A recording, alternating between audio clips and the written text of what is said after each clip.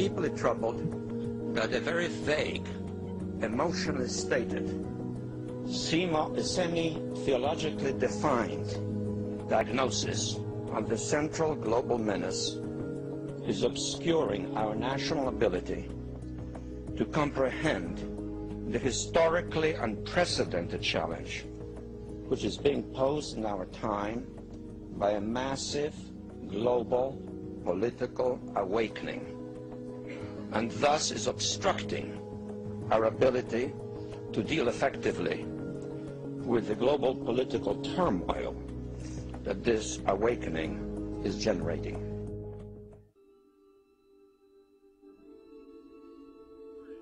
Why do you put mercury in the vaccines?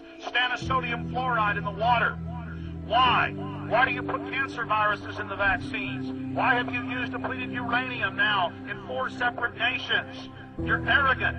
You have the sickness that elites have had throughout history in their literal and, in some cases, figurative ivory towers. You believe that you're invincible. You will and you are failing now. Your New World Order will fall. Humanity will defeat you.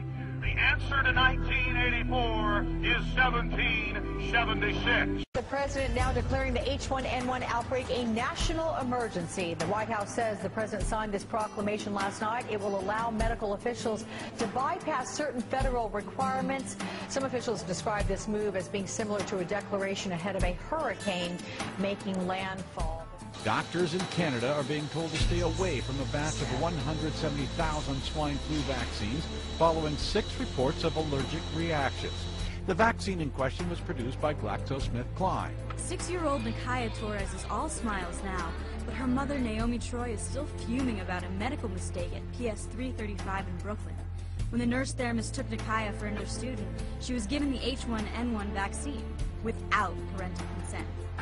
She's not a guinea pig. You don't make a mistake with children's lives.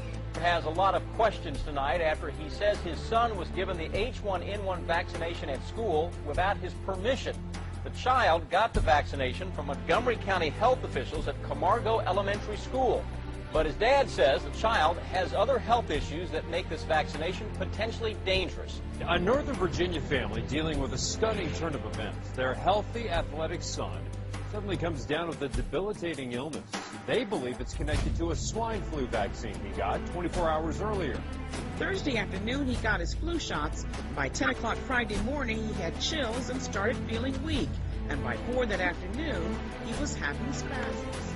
A 4-year-old Rochester boy is recovering tonight after nearly dying after being vaccinated for H1N1. Governments do like epidemics, in the sense they like war, really. It's a chance to impose their will on us and get us all scared so that we huddle together and do what we're told. A lot of people out there who've reported adverse reactions already. In Sweden, those adverse reactions have included 8 people who died in the days after receiving GlaxoSmithKline's Pandemrix vaccine. And there's so much data out there that concerns me, and a lot of what vaccines are made out of. A lot of the toxic elements that are actually in vaccines. Barry Emmons got a tetanus and a pneumonia shot in June. Now he's in a wheelchair, his legs paralyzed, his arms weak. The shots caused Guillain-Barré syndrome. Very low concentrations of mercury were added to the culture medium for 20 minutes. Over the next 30 minutes, the neurite membrane underwent rapid degeneration, leaving behind the denuded neurofibrils seen here. Diluted a lot and still have enough to suppress the immune system, especially if you got 2 vaccines or 3 at one time. Now you're asking people to get 3. That's a tough sell. Oh, well, Meredith, I think you hit the nail on the head. This is going to be a public relations, trust your government and your health officials, public campaign. Public campaign. Public campaign. 70% of us had refused the vaccinations. We're going to not get vaccinated with H1N1 or seasonal flu vaccines this year. So what do? Placed in that situation, you create what's called shortage marketing. You claim that something is in short supply, and that creates this whole fright and fear and movement of the consumers to stand in line, roll up their sleeves to get vaccinated. It's a complete scam. Having said that, does it work to mandate? I think what would work better would be to say that there was a shortage and people tend to line up more for something that's in demand. We saw that there was one season where really people lined up all night to get a flu shot, and There's three major reasons why the H1N1 for children is not safe. They say it right in the package insert from the manufacturer. It says right here, virus vaccine manufacturer, safety and effectiveness of the H1N1 2009 vaccine have not been established in pregnant women, nursing mothers, or persons less than 18 years of age. They say it right there in the packaging insert. The force that's saying be vaccinated is the force that created the virus which they're saying be vaccinated against. They're doing this to get access to the global population for very, very malevolent reasons. Internal documents show that after this company positively, absolutely knew that they had a medication that was infected with the AIDS virus, they took the product off the market in the U.S. and then they dumped it in France, Europe, Asia, and Latin America.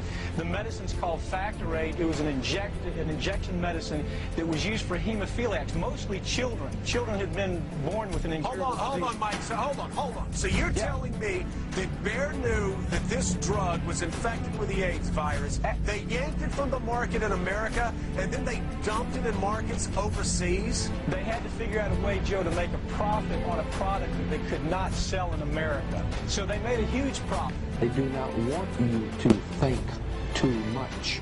That is why our country and our world has become so proliferated with entertainments, mass media, television shows, amusement parks, drugs, alcohol, and every kind of entertainment to keep the human mind entertained so that you don't get in the way of important people by doing too much thinking. You had better wake up and understand that there are people who are guiding your life and you don't even know it. Train them that experts were looking after everything that they should look after by themselves. And even to the extent where they couldn't do anything without expert advice. Well, we've had a massive campaign since about the 50s onwards, listen to the experts, all through magazines, TVs, even in news breaks or even weather breaks, you get experts coming on telling you how to dress for the rain. This is a form of domestication. It's meant to make you think that you know nothing, you're too stupid to understand, and just accept it. Accept there are better types of people above you taking care of all the big problems that you should be taking care of. But there's a reason. There's a reason. There's a reason for this. There's a reason education sucks, and it's the same reason that it will never, ever, ever be fixed. It's never going to get any better. Don't look for it. Be happy with what you got. Because the owners of this country don't want that. I'm talking about the real owners now. The real owners, the big wealthy business interests that control things and make all the important decisions. Forget the politicians. The politicians are put there to give you the idea that you have freedom of choice. You don't. You have no choice. You have owners. They own you. They own everything. They own all the important land. They own and control the corporations. They've long since bought and paid for the Senate, the Congress, the state houses, the city halls. They got the judges in their back pockets. And they own all the big media companies, so they control just about all of the news and information you get to hear. They got you by the balls. They spend billions of dollars every year lobbying to get what they want. Well, we know what they want. They want more for themselves and less for everybody else. But I'll tell you what they don't want. They don't want a population of citizens capable of critical thinking. They don't want well-informed, well-educated people capable of critical thinking. They're not interested in that. That doesn't help them. That's against their interest. That's right. They don't want people who are smart enough to sit around the kitchen table and figure out how badly they're getting fucked by a system that threw them overboard 30 fucking years ago. They don't want that. You know what they want? They want obedient workers. Obedient workers. People who are just smart enough to run the machines and do the paperwork and just dumb enough to passively accept all these increasingly shittier jobs with the lower pay, the longer hours, the reduced benefits, the end of overtime, and the vanishing pension that disappears the minute you go to collect it. And now they're coming for your Social Security money. They want your fucking retirement money. They want it back so they can give it to their criminal friends on Wall Street. And you know something? They'll get it. They'll get it all from you sooner or later because they own this fucking place. It's a big club, and you ain't in it. You and I are not in the big club. By the way, it's the same big club they use to beat you over the head with all day long when they tell you what to believe. All day long, beating you over the head in their media, telling you what to believe, what to think, and what to buy. The table is tilted, folks. The game is rigged. And nobody seems to notice. Nobody seems to care. Good, honest, hard-working people, white collar, blue collar, doesn't matter what color shirt you have on. Good, honest, hard-working people continue. These are people of modest means. Continue to elect these rich cocksuckers who don't give a fuck about them. They don't give a fuck about you. They don't give a fuck about you. They don't care about you at all. At all. At all. Yeah. You know? And nobody seems to notice, nobody seems to care. That's what the owners count on, the fact that Americans will probably remain willfully ignorant of the big red, white, and blue dick that's being jammed up their assholes every day. Because the owners of this country know the truth. It's called the American dream, because you have to be asleep to believe it.